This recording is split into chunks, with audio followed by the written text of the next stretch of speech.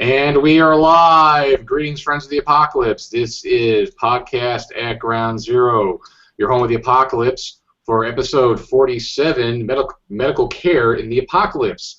Tonight, we are having our usual crew of myself, Mr. Glancy, and William T. Thrasher. And we're gonna talk about how your HMO is not going to be very helpful after it all goes to shit. Yes. Yes. Fortunately, the Obama Care death panels will be available to put down the critically injured. Excellent. Thus saving supplies for those of us who can actually be treated.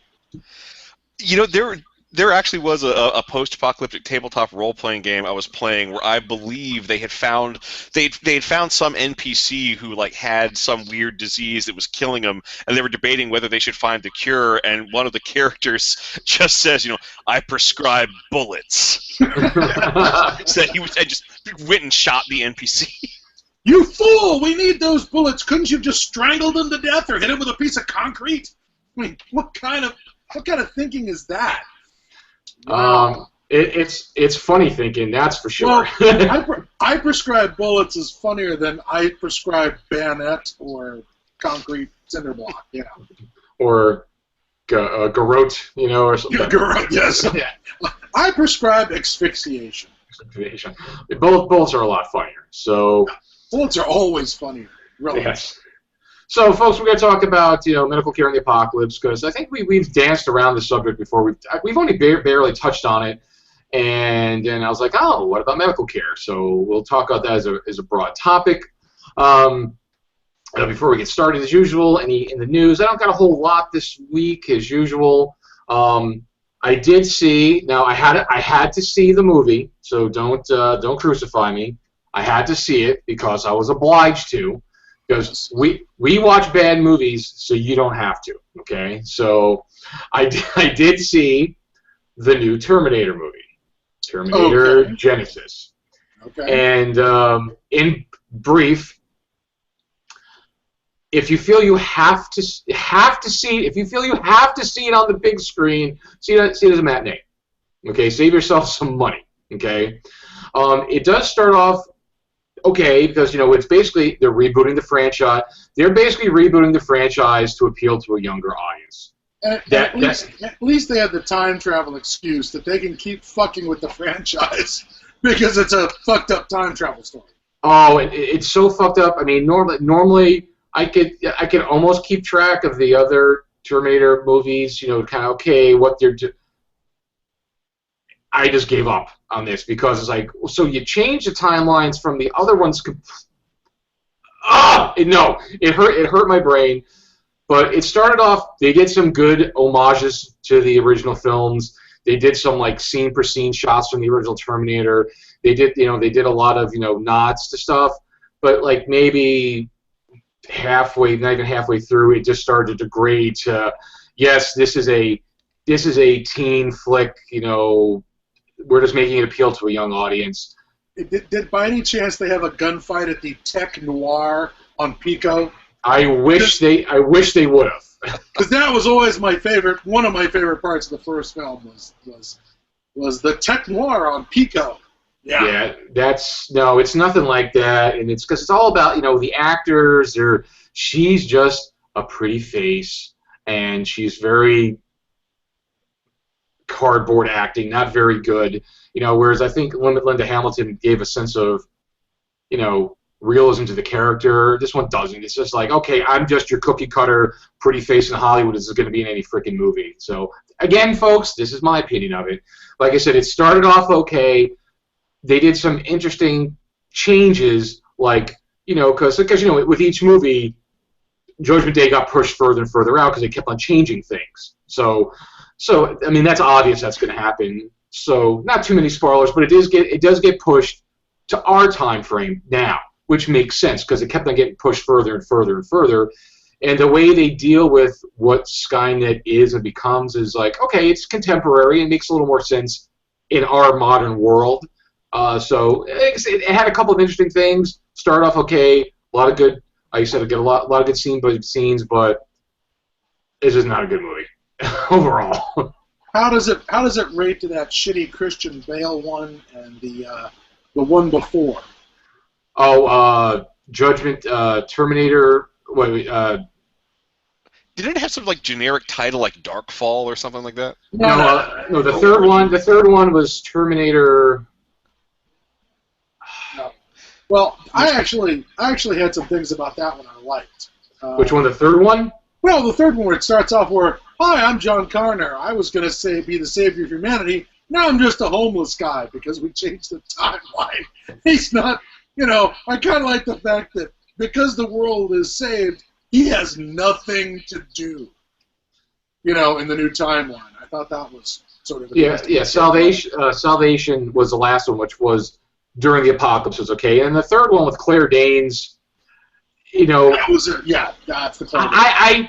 I didn't like it when it first came out, but it grew on me, and it's not so bad. Compared to the recent ones. The new one, this new one is just anyway. So let's not talk. We could do a whole show on Terminator, so let's save it for that. Okay. So robot apocalypses. Question for you, sir, Mr. Wallace. Yes. How are you enjoying your Fallout Shelter? Oh, I was going to talk about Fallout Shelter. Okay, Fallout Shelter, the app. I think I mentioned it last show. It's addictive, but after a month of using it, it's boring. Okay. Because there's only so much you can do. Got it. I haven't seen anything crazy. They just add a new thing. Oh, weird things happen in this shelter. And take a picture and share it. I haven't seen anything weird happen. It's basically, okay, I've now built enough stuff to sustain power, food, and water, and raiders come every once in a while. I send people out to collect shit, and I'm unlocking things. It just gets like, okay, it's become a boring smartphone app. Okay. After a month. You managed to master the application in the game in a month.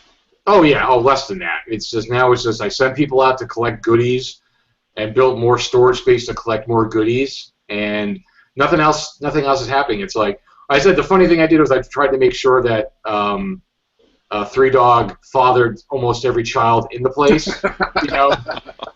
I did do that, and wow. Yeah, so it was. That's great, man. That's a eugenics program I can get behind. So, like I said, it's fun. Like I said, it was fun, but after a while, it gets okay. Unless they do something different to it, then it's it's got a limited shelf life. But you know what? Again, it's free. It's free.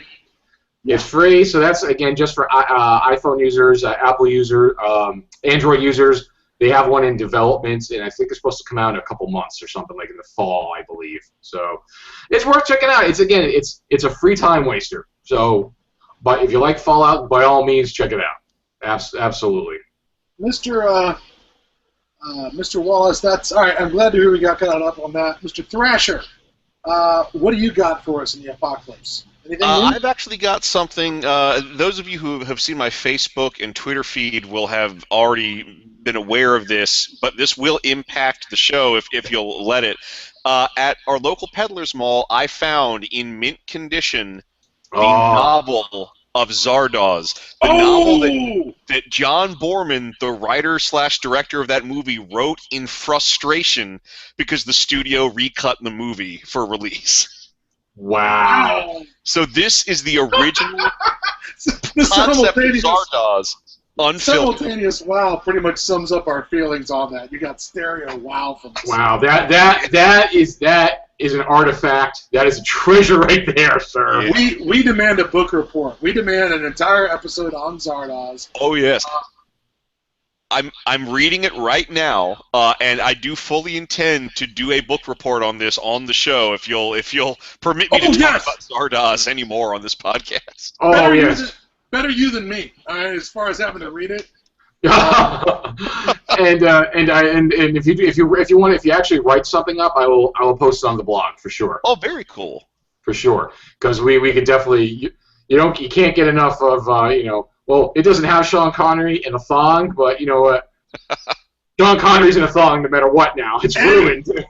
Don't forget, and a bridal dress. They put Sean Connery in a bridal dress with a veil. There's also that. So it's got everything. Clearly, it's Zardoz. So and also something me and William. I designed, and William's been helping me with the art and some of the layout and a little bit and some of the editing. We'll have it out probably, hopefully in a few weeks, because I just got to do some test prints, and Will's just finishing up some stuff. For our gamer friends who go to conventions, you are all well familiar with the party game Are You a Werewolf? I'm sure anybody who's been to a convention knows Are You a Werewolf? So what I originally came up with was a post-apocalyptic version of Are You a Werewolf called Are You a Mutant? Go figure. Are you a mutant? So if you know how to play Are You a Werewolf, you can play Are You a Mutant. It's just we made some adjustments to director's script, the characters, the way things go, but otherwise works just like Are You a Werewolf, and it's a post-apocalyptic setting. You got your enforcers, your lookouts, your mutants, your survivors. So we're just finishing up on that, and then it's going to be available for sale on the Drive-Thru Cards website. So it's a print-on-demand card site affiliated with Drive-Thru RPG, and the quality of the work is excellent, just as good as any mass-produced playing cards. Because I've done other stuff with them, and I know you guys over at Skirmisher are doing decks with them now too. So yes, our cards and quest decks use drivethucards.com. Yeah, and it's good quality stuff. So yeah, so we'll have that out soon. I'll post it when it comes around. And I did get I haven't hung them up yet, but I did finally get my Metamorphosis Alpha 11x17 poster of the original cover from the Kickstarter. Very nice. And of course we all saw my Thundar, but I got him in some frames now, and I'm gonna hang them on the apocalyptic wall with my Gamma World poster, my Gamma World map. So I'm going to make the whole wall in front of me that I look up on when I'm on the computer is all my post-apocalyptic artwork and stuff like that. So pretty much that wall has become your wank thing. Yeah, but yeah. It keeps me happy. I don't have anything post-apocalyptic to report, but I have to report this to Mr. Wallace, because for years he had been plugging this film, Drive Angry. I finally saw it this weekend. I broke down and saw Drive Angry. I loved it. The wife loved it.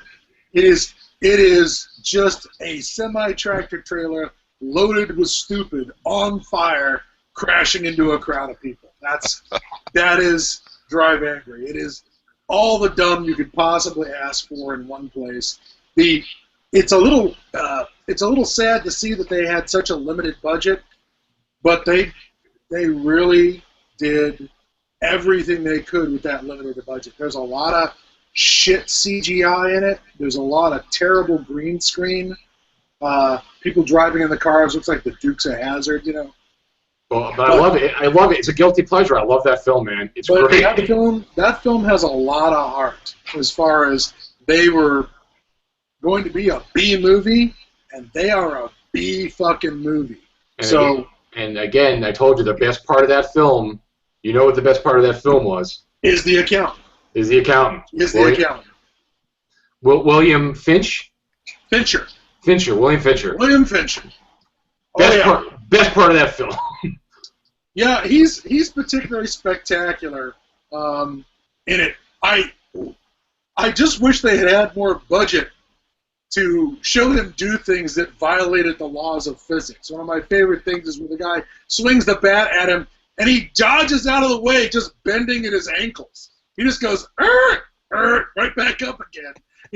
That's the dodge because, he's supernatural, so physics doesn't mean. He gets out of the car that's crashing and immediately loses all momentum.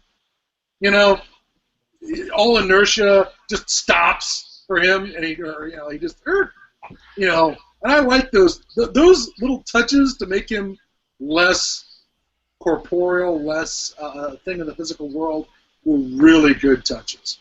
Yeah, really and we talked about on the Mad Max episode how much I love that film. It's a guilty pleasure. It's just a fun ride. So yeah. So I recommend anyone out there go spend your rental money. I think you'll enjoy Drive Angry, as long as you understand that you're going in, what you're going in for. You know, it is B movie cheese. It is super stupid. It is super cheap, but and super fun. Yeah, and super fun. Super fun. That's it. That's all I got for this week, unfortunately. No problem, no problem. It's, we got next show. Okay, so folks, we're going to talk about medical care in the apocalypse. So, you know, again,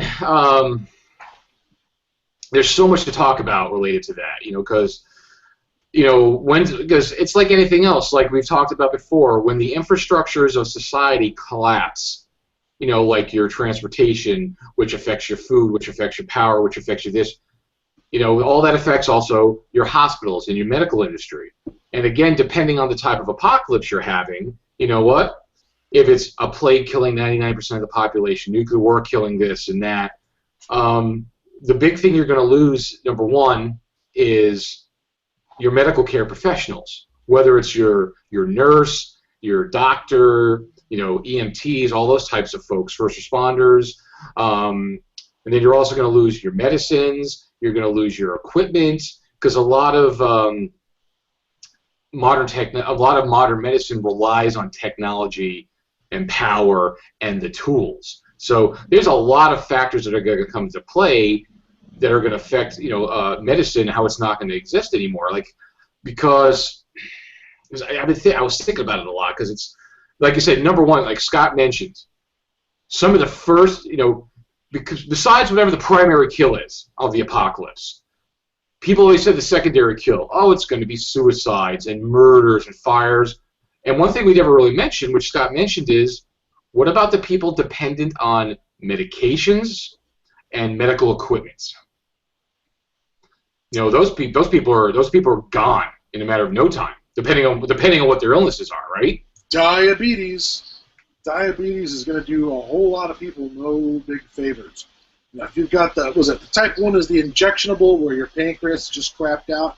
Type 2 is where you've got some insulin resistance. You can get by with type 2 by changing your diet, and you know, but that type 1, if I'm getting the types right, that's just you're going to live in a perpetual state of messed up blood sugar, which is going to fuck up everything else, including your cognitive abilities, which is going to shorten your life faster than anything, because it's going to affect your ability to make decisions. Oh yeah, and also just people, like, you know, because I think people with diabetes are more prone to infections and not healing. Yes. And it's not just those people, it's just not just diabetics. You know, I mean, we have a fair amount of it. It's going to be people who with heart conditions, people with lung conditions, you know, people who are on medical equipment, you know, to stay survive. So those people are going to be some of the first people to go. Something simple like asthma. You know, actually, on the flip side, though, of lung disease, and I've very rarely seen this addressed, but, you know, depending on the nature of the apocalypse, once civilization collapses, once the infrastructure goes away, you might actually see some forms of lung disease actually going away, because the air quality of the earth may be better than it's been in several generations, because you won't have factories pumping out chemicals, you won't have coal burning power plants functioning anymore and things like that. I would say no, not in the initial kickoff, on the grounds that when we talk about apocalypses, the two biggest things that happen in an apocalypse is loss of power. That's what the big thing we sort of think of in an apocalypse. That the modern energy distribution disappears. And the other thing that happens is there's a giant population crash of some variety, whether it's because of nukes or disease or zombies. But that problem, when we go away, all our stuff is still here, just waiting to catch on fire with no fire department. I see a period of time after a population crash where the cities just burn out of control, and you've got this, you know, haze of chemical fires, industrial fires, burning tires, burning cars, burning infrastructure.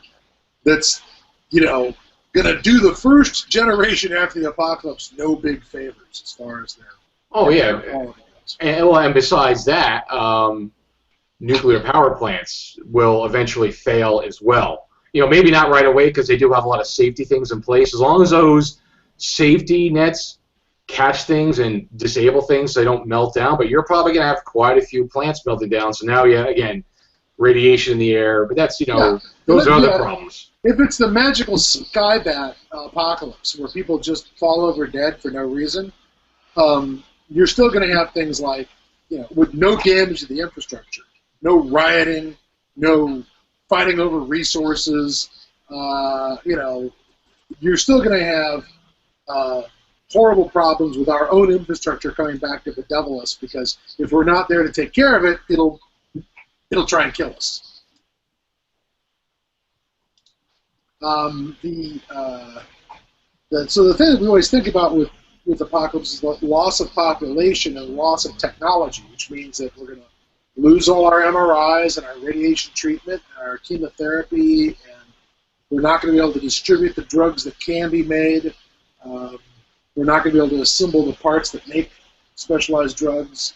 But the one thing that always stands out to me is that, and there's going to be a loss of skill sets, loss of knowledge as people disappear. But even so, we're still going to have an enormous amount of knowledge locked up in books. And let me put a counterpoint. Let me put a counterpoint to that. Initially, yes, people will be able to find the books and read and try to get at least some kind of basic knowledges and understandings. Absolutely. But let's go to the next generation. And we've talked about language before, because without formal schooling, unless you're teaching people how to read and understand these medical texts, that knowledge is going to get lost fast. That they're not going to be able to just pick up and read it, because 2 generations down, they might not understand most of the words, so they're not going to be able to read it. Things are going to have to be passed down. Not to mention that if the books, all that knowledge locked up in tree pulp, if there's not people taking care of it, it'll degrade. It maybe doesn't degrade as fast as digital information, but it will degrade. Particularly depending on the climate. Coastal areas where all the population is, or is at the moment, maybe their public library rots at the black mold quicker than the library in Topeka, Kansas, or Phoenix, Arizona, or something, which is a drier climate. Well, talking also about like the loss of specialized medical knowledge, you're probably going to see within a few generations, and heck, depending on what community you're in, this could happen almost instantly after the apocalypse. You'd see the return of a lot of folk medicine, and if you're fortunate, your community might have folk medicine that actually allows them to reproduce penicillin and reproduce something akin to vaccinations. Because remember, the first vaccination was intentionally infecting people with cowpox, which was closely enough related to smallpox that you would have smallpox antibodies after the infection. So that might continue. You might have people who find ways to repurpose surviving plant life for some medicinal properties.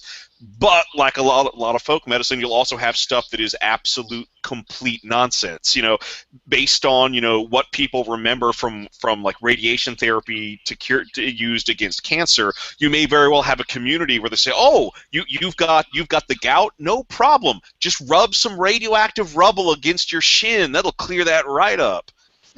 Or even stuff that's like outright supernatural. There has long been a practice of using coins that have the emblems of beloved rulers on them as a form of medicine. This was common in the Middle Ages, and it is still practiced in certain lesser developed countries. So you may very well have people like hoarding pennies, and if someone gets sick, like, oh, sleep with this under your pillow or put this under your boot, and it'll take care of whatever your problem is. That seems so much less horrifying than the rather common myth that you can clear up your BD by having sex with a virgin, which really translates to raping children when it's applied in horrible places around the world, open conflict zones.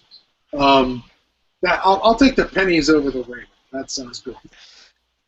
Yeah, that's actually something I hadn't even considered, though, is like a venereal disease, but there really would be no defense Well, unless you can figure out how to cultivate that blue bread mold for the penicillin, you know. Yeah. Well, no, because people are going to raid the pharmacies of all the condoms that they have, so they continue to have safe sex even after the apocalypse. For a while. I would. For a while, that'll work. Or what? Then they'll have to start making them like the old days with like real sheepskin and intestines and stuff like that. Which does not stop. Which only stops pregnancy and doesn't stop VD. Yep. Although, actually, speaking of climate, maybe you'll be fortunate. Maybe you'll have access to rubber trees. Yeah, I'm not counting on that. I'm not counting on that up here in Washington State. Oh, I also think that most people aren't going to be worried about making condoms after the apocalypse anyway. But we're going to be looking to repopulate fast. But on the one hand, though, we're talking about a return to a 18th or 19th century level of medical practice at best. Or early, maybe initially. I think initially we'll have that because again, we're going to have. Again, depending on if people survive, you might not have doctors, but maybe you might have an ENT or maybe somebody who's a medic in the army. So people are going to have some training and knowledge for rudimentary things, at least some basic knowledge. But the problem is going to be is are they going to be able to read up on those books to get more knowledge? Or are they going to be able to pass down that knowledge? Are they going to have to train people? And then also, once all the medical supplies start running out, because they'll start running out because, you'll be able to raid pharmacies and your Walmarts and your doctors and your hospital offices for a while to get the medication. So, yeah, you'll have all this stuff on hand for a little while, but once it starts to run out. Not to mention the shelf life of the drugs might be shorter than their, oh, look, we found a stash of penicillin that's 5 years old. What's that worth exactly? Well, in all the medicines that have to be refrigerated, those are going to be gone. Yeah. Well, also just identifying medication. Like I don't know if you've ever been if you've ever really looked at the medicine you get from a pharmacy, but they keep it in jars, drawers, wherever behind the counter. Most of that stuff doesn't have like a name that tells you what it is. When I've been prescribed medicine, half of the pills just have like a numerical or letter code. Yeah, that's going to go great. I have no idea what 09-XJ means. Oh, you don't want to know what that is, okay? and yet you keep putting it in your mouth. So, Will is right. So be able to understand and identify common medical names for medicine. So it could be just an experiment. So that's a problem. So, and again, surgeries, equipment, knives, sterilization, staph infections, all that stuff's going to come back in force. Yeah, but at the same time, it's not going to be a complete drop back to the 19th or the 18th century because knowledge of germ theory is going to hang on pretty good. That is true. And those who survive, those who do not die of diseases or infections, are going to be the ones who understand in their community that cleanliness is next to not dyingness. That if you soap up, if you clean yourself, you clean your body studiously, you will have, and clean your cook spaces and your work spaces, you will have less chance of transmitting diseases, particularly through food, and touching things. With that level of sanitation, that level of antiseptic, precaution, will make sure that a community survives when others fail. Go ahead, Will. Go ahead, Will. You have to consider what resources the community has because boiling surgical implements used to be the primary way of sterilizing them, and I think in a lot of places it still is. But you might be in a community where potable water is so scarce that your community can't afford to have a pot of boiling water to sterilize medical equipment in. And that's one of the reasons why you have to keep brewing alive. Really, really pure alcohol, that's a great disinfectant. Moonshine. Moonshine is going to come back in spades. Not only that, you could use it to decontaminate water. You just mix up some small beer. There's not going to be any microorganisms left in that. Yeah. So the idea that wood alcohol will be sterilizing things, injuries, they can use it for exterior stuff. for surgical implements. That's going to be a big deal. The idea that the community that learns how to make soap first, is going to have a huge advantage in preventing disease. But the big ones that I worry about are the mosquito-borne diseases. Malaria. Yellow fever, those guys, all the dengue, all the stuff that's borne by insects, because, as we all know, the mosquito is the most dangerous creature on the planet. It kills more people than even humans, They're just super dangerous motherfuckers, and the idea that how are you going to defeat insects, mostly it's going to involve not living where they're common, like stay out of the swamp. Stay out of South Florida where I live, where it's all a freaking swamp. Yeah, but I imagine that communities, in order to fend off this sort of stuff, would actually have to develop protocols where it's tire day. Everyone go round up the tires that are half filled with water and have stagnant water in them and are breeding grounds for insects. That'll become a children's game. Whoever collects the most or turns over the most water, wins a prize or whatever. You've got to make that part of the community ritual. So also, isn't there a type of what type of wood is it that's good for that you can burn that's good for an insect repellent? There's like certain types of wood. Cedar it has something in it that's bad for insects, bad for moths, anyways.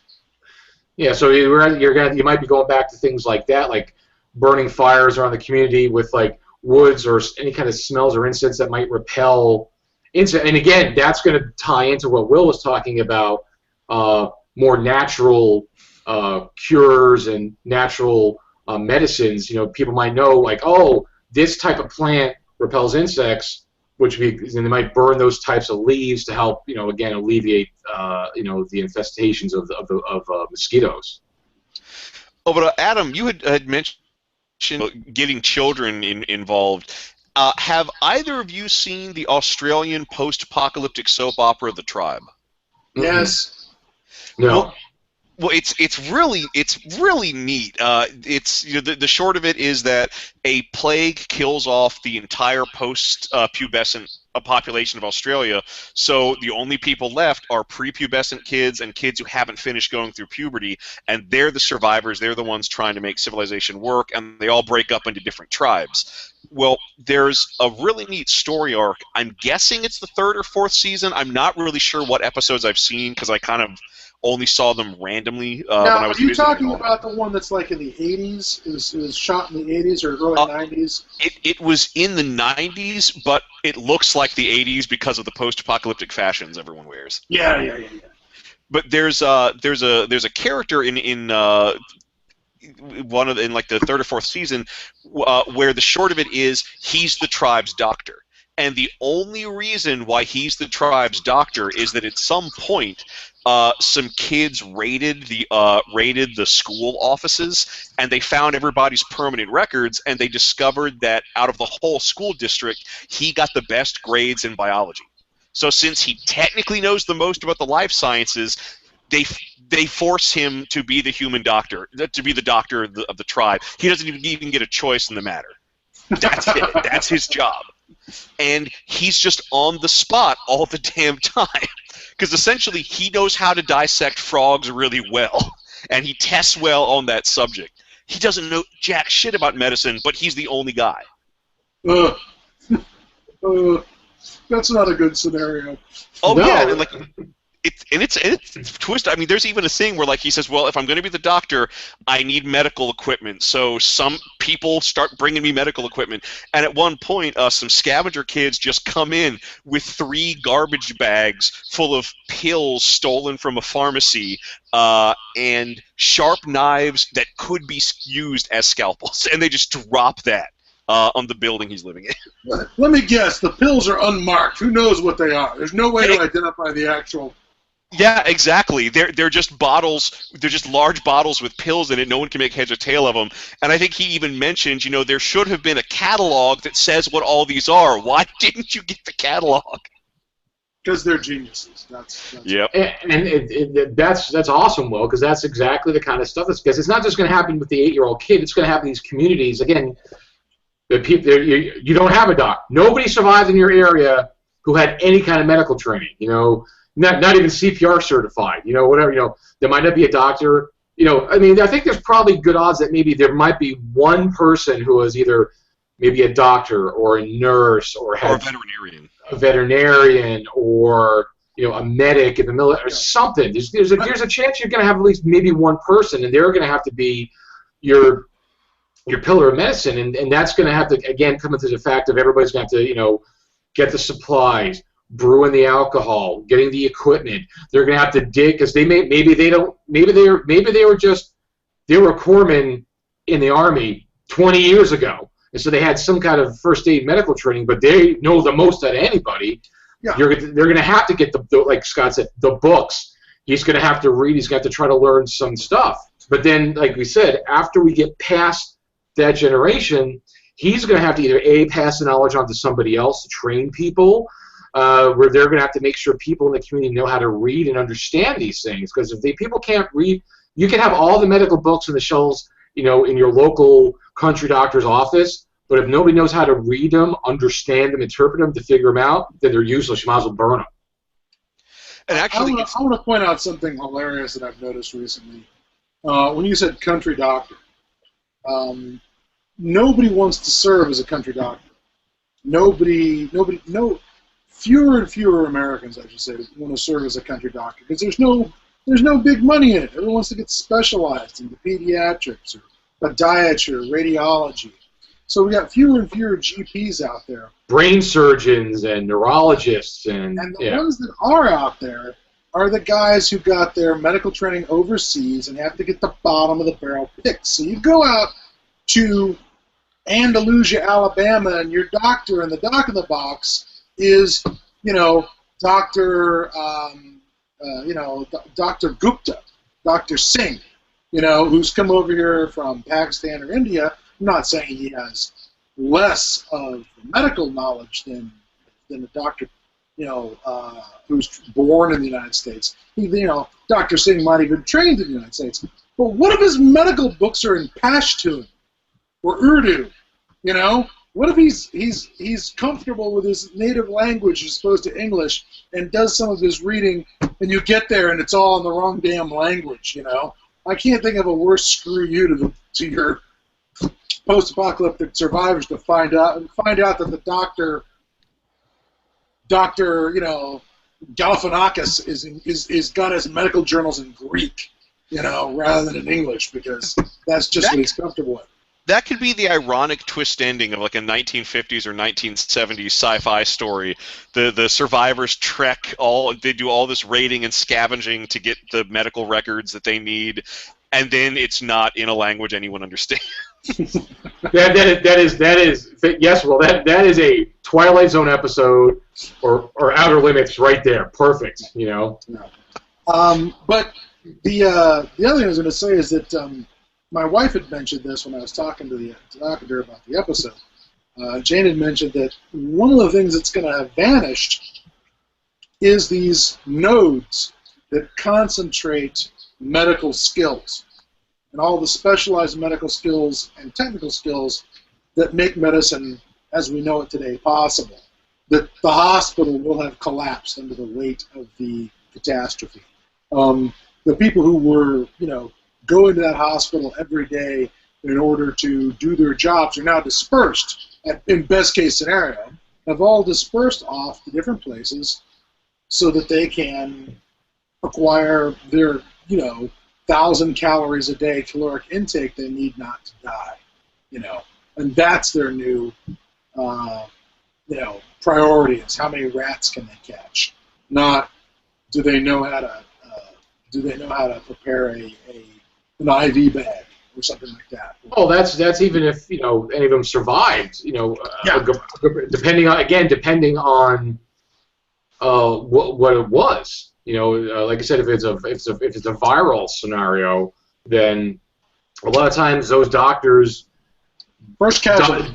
died with the patients because they were treating them. So again, I think a lot of those people are going to be sparse anyway. And like Jane had mentioned, and we mentioned it earlier, that the collapse of the infrastructure of the power of the hospital, the power to run the hospitals, to run the equipment, to run the refrigeration, to run the equipment, to do this, and this.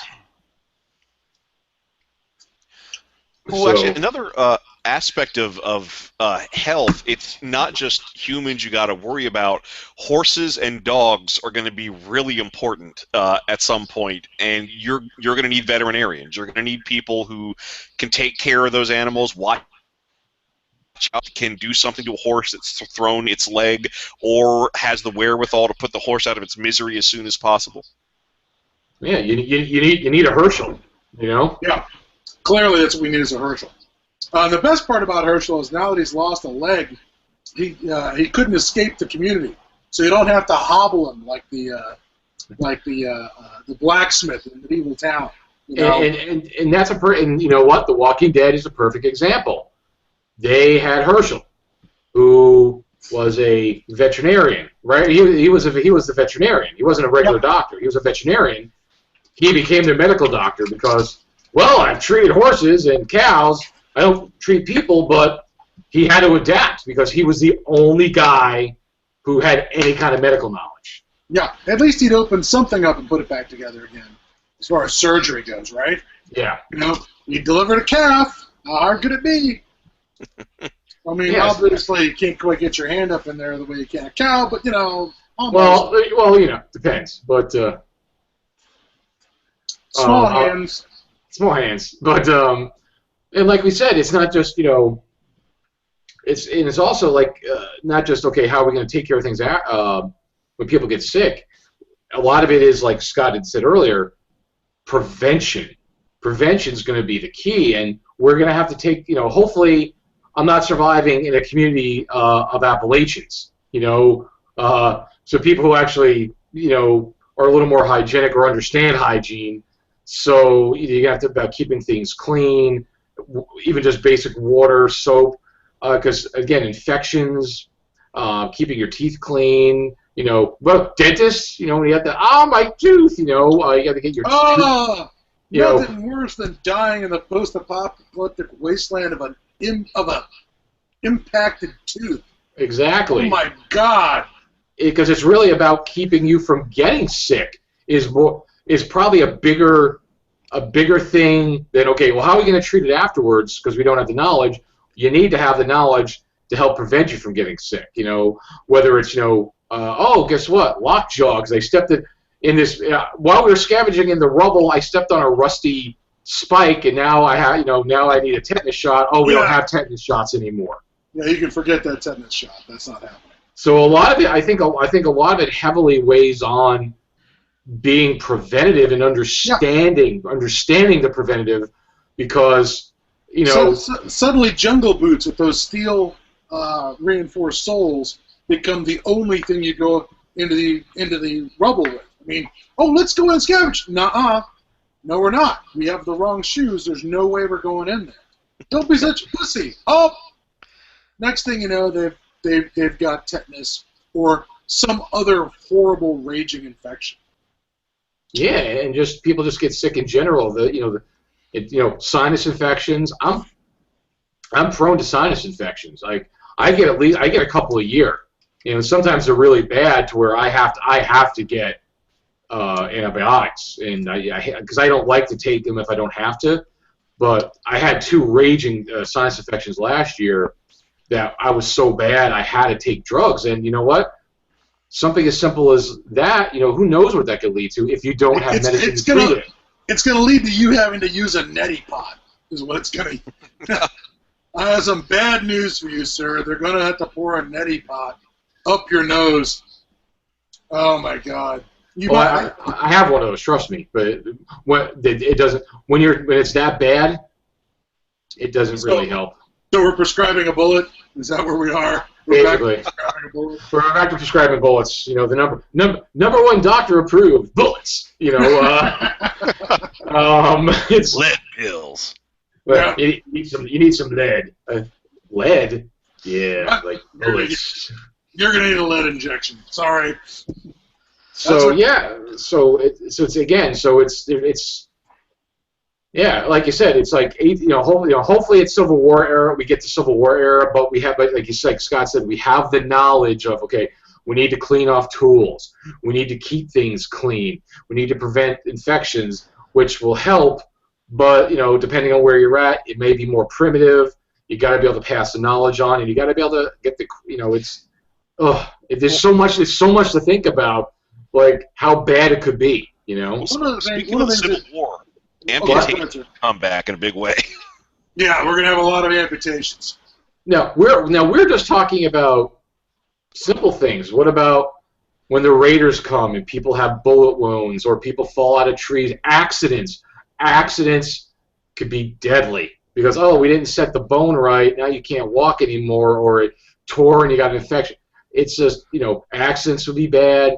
Treating wounds just from, I cut my finger, I got shot, I was mauled by a bear, you know, whatever those things could be. Well, I keep thinking of there was a famous Wild West frontiersman who was mauled by a bear and left for dead by his companions, and then later crawled out of the mountains and set to work finding everyone who'd left him and murdering them. I mean, it was eventually turned into some movie I sort of remember with Richard Harris being mauled by the bear, but one of the reasons he didn't die from the bear mauling is that he found a log that had a clutch of maggots in it and went and rolled the maggots into his bear mauled wounds and had the maggots eat the infection out of his injuries. No, that's true. The maggots will eat the necrotizing flesh, which actually does prevent spread of infection. So maggots are going to have a comeback, right? As far as I know, they were using maggots to clean wounds as late as the First World War. Yep. And I've heard, and I've seen some articles in the recent past where they talked about how some places are experimenting and using maggots to treat certain wounds. You know, depending on. So I think people with like bad infections, like again, I think people maybe whether it's or people who don't heal properly, like maggots do not eat living healthy tissue. It's horrible. You don't want to see it or feel it, but they're not going to actually, as long as they're sterile and not bringing more infection with them, they'll wipe out an infection. Then you gotta scoop them out. You know, we've talked a lot about medical expertise, but something that just because I'm darkly whimsical in that way, something that I know is going to come back in the apocalypse is quackery. Oh, what do you mean come back? It's still here. Especially if the guy's mobile, because you show up with your bullshit and then you get out of the way before the consequences become clear. Yeah. You show up in a horse-drawn ambulance that you've painted with Dr. Cornucopia's miracle serum on the side, and you sell people grain alcohol that's been that has a bit of cherry juice and hallucinogenic mushroom powder in it as a miracle cure-all, and everybody feels great, but all they're doing is feeling great. No one's getting better, but then you're off to the next settlement. Yeah, yes, and hopefully you can move faster than the posse can ride after you and tar and feather you or whatever for doing that. Further is, you know, even your town's medical person could very well be just an opportunistic quack, you know, and if anybody ever dies under his care, and perhaps most do, he can always say, well, you brought him to me too late, or well, we didn't have the right medicine scavenged, even though he just doesn't know what he's doing. Well, and anyone who does survive is so thankful they'll never hear a word spoken against him. No, he didn't take the medicine like I told him. I told him not to do that. Yeah, it was, and frankly, that's not that, you know, conditions like that aren't that old. I mean, prior to a more modern licensing system, we had a lot of quackery in America. This great first world nation we're so proud of. We had plenty of quack doctors and quack clinics around the country. The idea that would, somebody wouldn't go, oh, look, here, this looks like a great way to separate the locals from their wheat harvest, or whatever we're using for barter these days. Bullets, if it's Metro 2033. But yeah, there's going to be people doing that. And I would like to go take one moment to talk about Russians, now that I've mentioned Metro 2033. The two things I think of with Russian healthcare are the 1960s incident where the Russian doctor at an Arctic research station removed his own appendix under local anesthesia. Yeah, I recently read the whole story about that. Do you remember what the doctor's name was at all? Because again, Dr. Badass. Yeah. Pigeon, Dr. Badass. A Badassky, I think, if you're doing in the original Russian. But yeah, he got like some mirrors, some local anesthetic, and apparently got the base mechanic to assist, because at least the guy was used to digging around in things, And no, he wound up. He was trying to prep people how to help him, but it wound up being. He wound up having the holding mirrors and stuff, and it wasn't effective. So he just what they didn't do. He did all of it. He went in himself and did it all by touch. He tried the mirrors, but it was backwards, and it was throwing them off. So he did it all by touch. And I just the idea, and apparently he would pass out and then do it some more and pass out and wake up and do it some more. Yeah, it wasn't. He barely. It was not a good scenario, but he did it. Yeah, he totally did it. And talk about primitive conditions, Oh yeah. But the other one was I saw a thing on Discovery Channel, or back when it actually had science programs or whatever, which was a documentary of the Russians out in Siberia in the 90s, when Russia was out of everything, when the economy was crashed, and there was huge, deficits in medical care and gear, where these guys did a heart transplant with no anesthesia. Oh, Jesus. Wow. Where these guys, they took the patient, they didn't have enough blood for the transfusion, or anesthetic, so they induced hypothermia.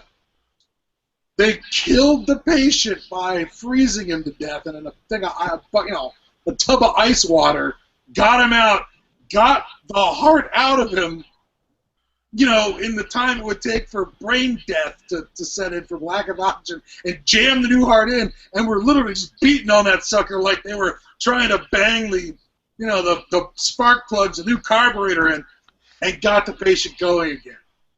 And I just remember sitting there on the couch watching this with Blair Reynolds, who worked in hospitals his whole career as a pharmacist assistant, and he's looking at this going, modern American doctors would tell you that was impossible. They just say it can be done. It's not possible. It's outside the realm of their ability to comprehend, because they've had every tool that they could possibly ask for, and if they don't have the tool, they'll send it to the guy who has the tool.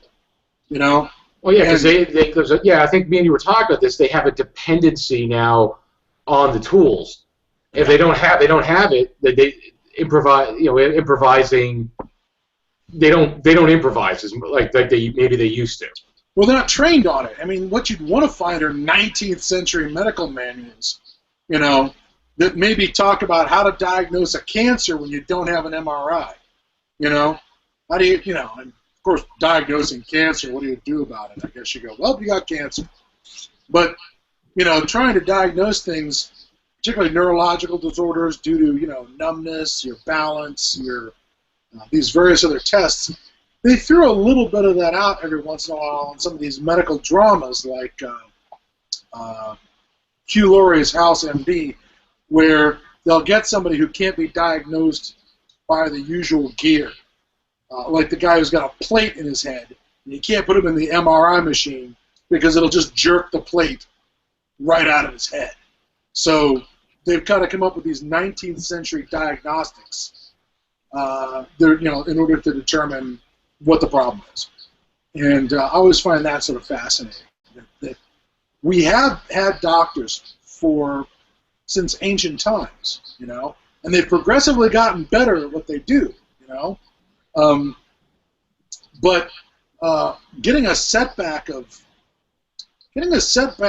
from the 21st century to the 19th century feels like a bigger drop in medical technology than a drop from the 19th century to the 10th.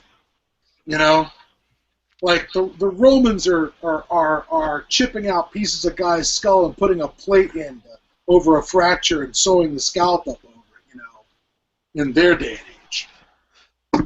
Although, actually, speaking of like ancient medicine, just because I would love to see this repurposed for the apocalypse, during the Dark Ages, the Middle Ages, your doctors, might as well have been practicing magic, and a lot of them claim to be one of the.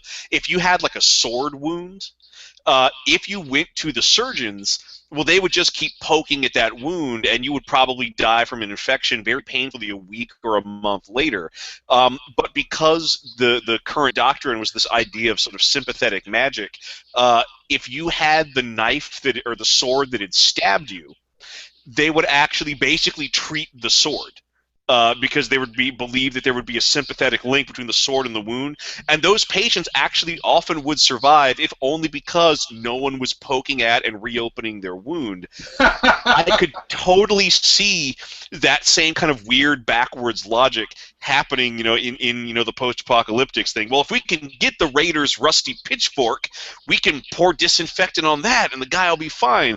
Or even crazier. Well, this man was shot. We need the gun that shot him.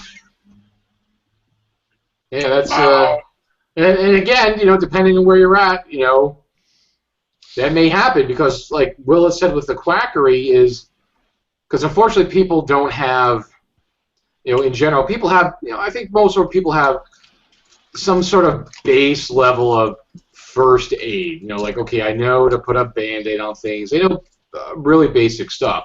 So you get somebody coming along who claims to have all this medical knowledge. When you don't have anybody who has medical knowledge, again, that's where like Will said, the quacks come back, because people are going to believe, like, okay, well, we don't know anything about this. You claim to know something about it. Okay, treat us. Well, the hope, because people are going to be willing to put all their eggs in that basket because we don't know shit about it. So hopefully that person is legitimate and not a quack. So yeah, the whole issue of again, the medical care, it's very complicated. And again, add all this on top of everything else we've discussed in the past about, currency and food and this and this. It's so complex. It's beyond complex. Can I just say that one of the surest ways you're dealing with a quack is if he's moving. If the guy comes to your town and says, "I'm Doc so-and-so, here to help," like, really? Where else have you been? Oh, I've helped all these other communities. And my first thought is, they let you leave? I mean, if you're good at your job, it's like, "Doc, we really appreciate all your help. You're not going anywhere." You find an actual trained doctor, they become a hostage. They might not be allowed to leave from. Yeah, exactly. Because it's not like remember in Survivors they had the caravan guy who was just collecting everything. And he was marking where people were on maps, and he was I'll see you next season. That's what you think would happen with a doctor, because yes, they're gonna come around, they're gonna check on everybody. But I think the urge to, okay, let's keep this guy because we need him, is gonna take over. They're not gonna be, oh, he'll come back in a couple months. No, he could go out and get hurt or killed out there in the world. He could be robbed by guys who want to take all of his anesthetic, and because they're junkies. No. We'll do him a favor by setting him up in a house here, and we'll bring him books, and we'll, bring him supplies, and we won't let him leave. Unless he's a really good entrepreneur who travels around with a set of guards in a caravan who are going to protect him and drive him around, because they know, what? Besides just, my oath to help people, we can make a shitload of money because we're going to come in, we're going to treat these people, they're going to pay us with everything they have, and we're going to keep on to grow and get fatter with all their goods. So if they have, vehicles and he has protection and he's organized, that might work, you know. And the moment that he's no longer able to move around, we keep saying he. A number of our post-apocalyptic doctors were female, and I think of Survivors. Yes. The main doctor in the group was a woman. But let's say, you know, traveling becomes problematic. Old, injury, not safe out there. Maybe what happens is you settle down in your doctor practice, and then some other local town sends over the smartest guy in the village to learn from the doctor, and she teaches him how to be a doctor as best she can. And that village kicks in 5% of their, you know, their grain take, or a couple of pigs every month to pay for the education, you know, so that town now gets extra, you know, goodies from the surrounding countryside to train people up to some sort of competency. And now we started in medical schools again. Yeah. But it becomes a game of telephone, you know, where he tells, you know, Dr. A, she tells Dr. B. Dr. B goes and tells Dr. C. And, you know, how much of this is going to be accurately transferred unless you got the books. Oh, and as long as we're spinning scenarios, you know, because in so many, you know, post-apocalyptic worlds, there is some sort of enclave that's holding onto their technology. Maybe you've got a walled city or a bunker or some place where they do have a 21st or 22nd century standard of living. Well, you've got that community. At some point, somebody in that community is going to need an organ transplant, and there's nobody within the bunker disposable enough to get those organs from. You might have a whole cottage industry of raiders who go out looking for healthy, unmutated, uncontaminated people to bring back to the bunkers to be used as organ transplants. Wasn't that the Yes. plot of Stoneface? Wasn't that the plot of Stoneface Yes. in the Deathlands? And it was also one of the main, it was a main plot line in in one of the Space 1999 episodes. Yes, you're right. I can't remember which one it is. Was it the Quest of the Darians or the Darians? Yes, the Darians. Yes, because the original Darians were still there hundreds of years later because they had the people in the city that was radiated find the health, you know, find people who, you know, they killed the mutants, but they kept the healthy people. And they use them as organ donors, you know, to keep them alive. Yeah. And you might not even have to send out raiders. You could just spread rumors of this wonderful utopia in the bunker, but only healthy, pure people can get in. But of course, the moment you get in, you're drugged and put into the organ bank. Yeah, it's starting to sound like Clonus parts. Project Janus, the Clonus horror. Yes, the Clonus horror. Ripped off by Michael Bay in The Island. Completely, and as bad as the Clonus horror is, The Island is worse.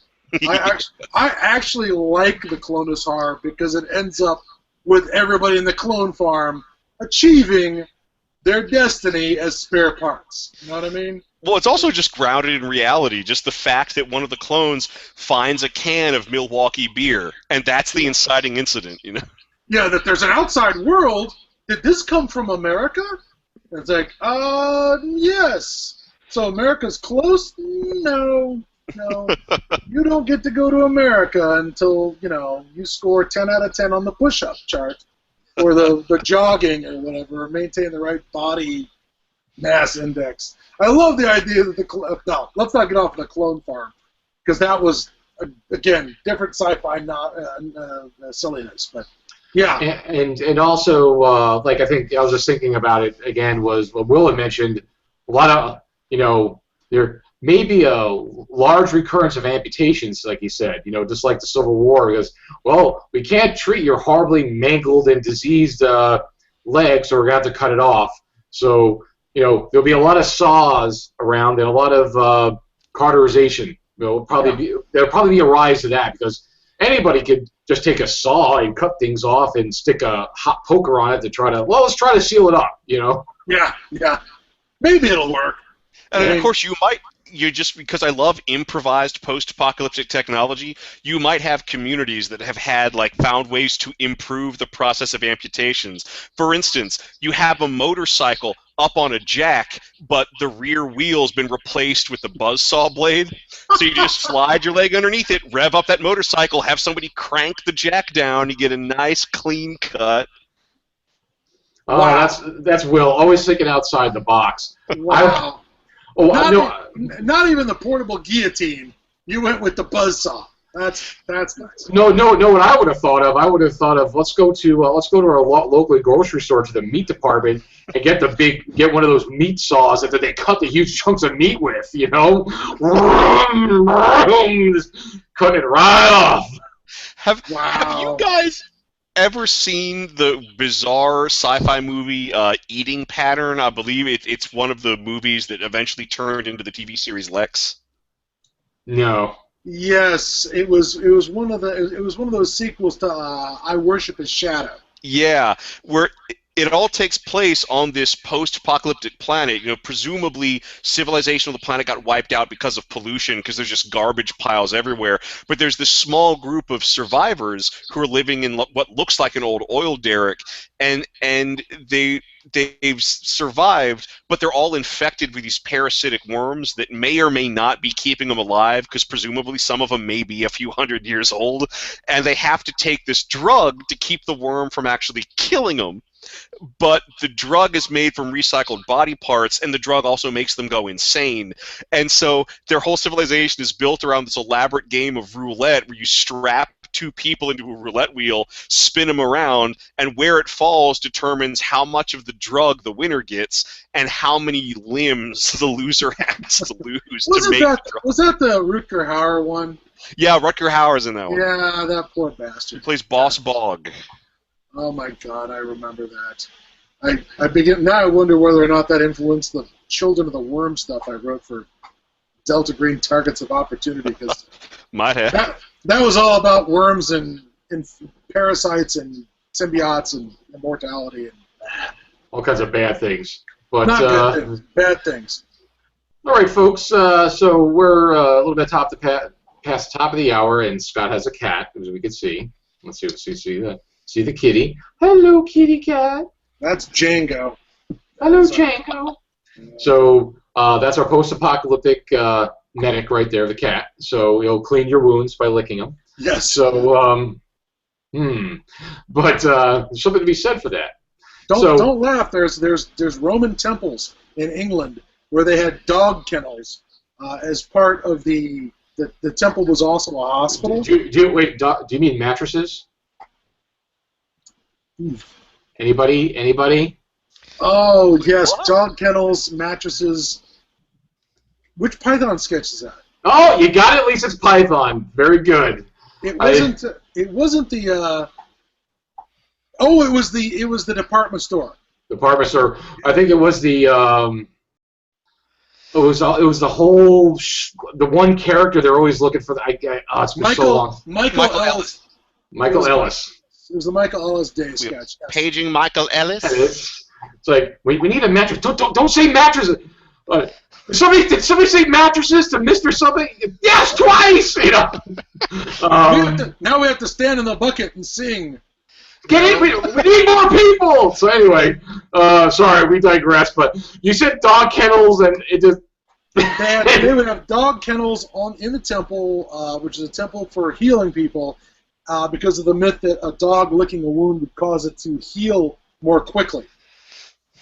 So interesting.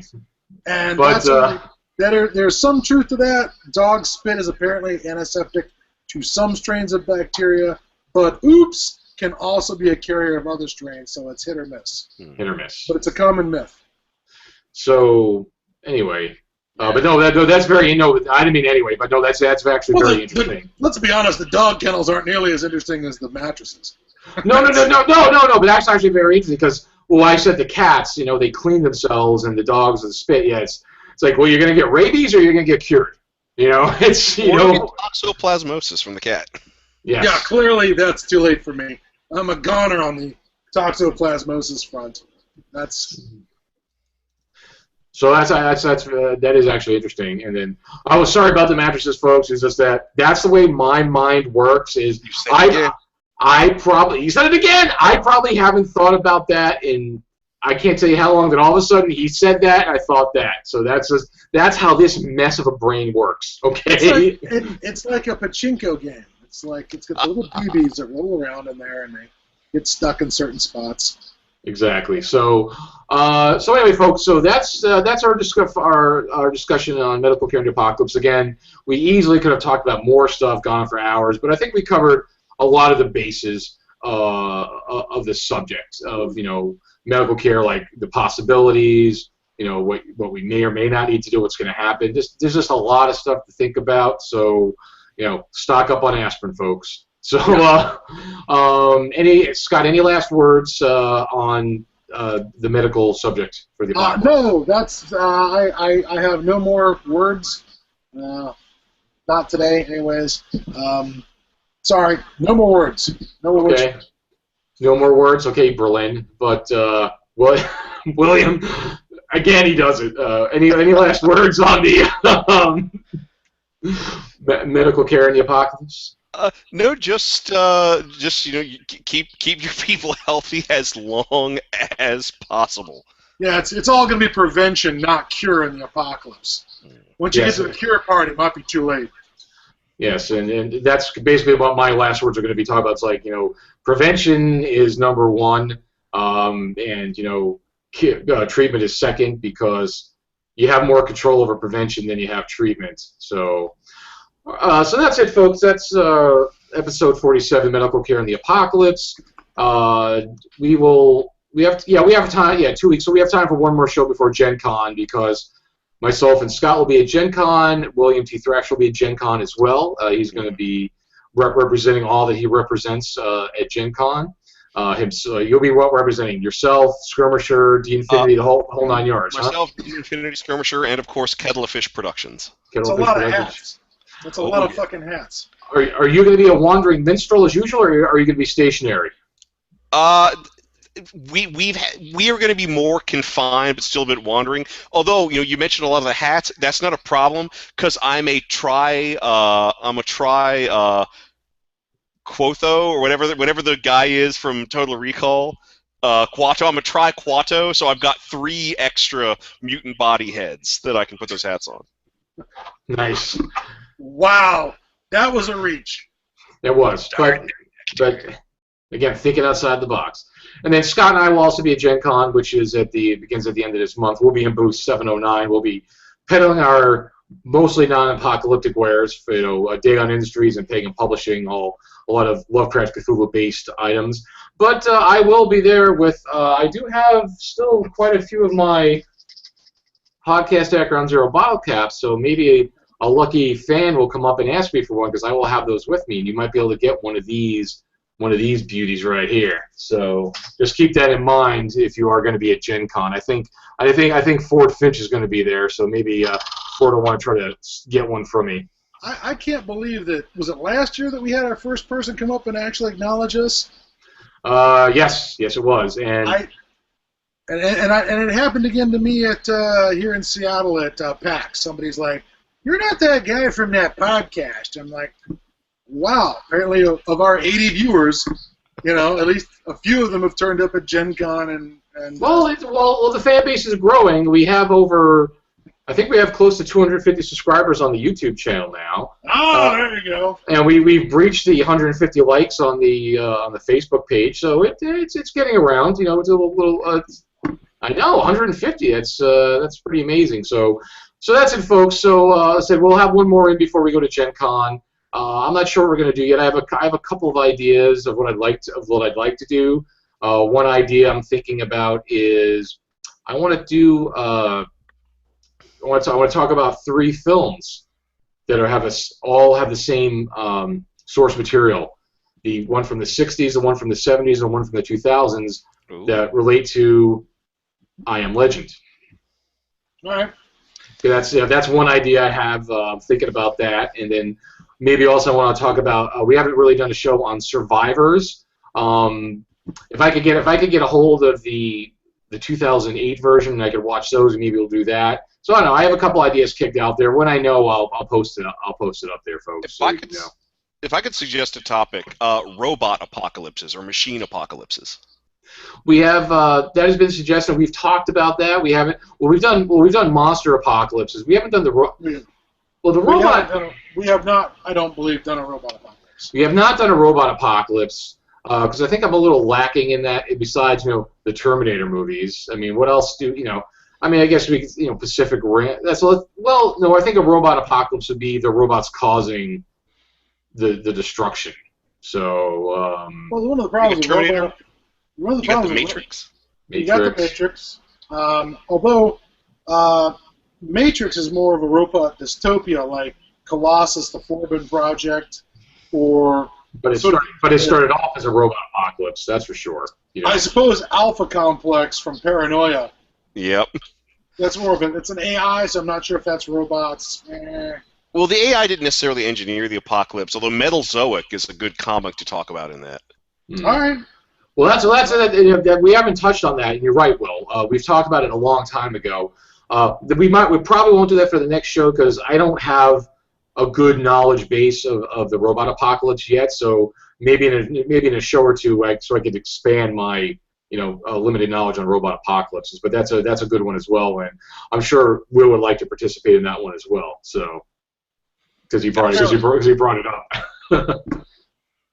But it's good. No, we always enjoy having Will. Nobody can put anything past you, Jared. You just sniffed out Mr. Thrasher's interest in that robot apocalypse like that. I am Sherlock Holmes there with that. I am sharp as a tack, man. I'm telling you. But all right, so that's it, folks. So we will see you in 2 weeks. So thank you from myself, from Scott, from Will. We are all saying good night, and we will see you in the wastelands.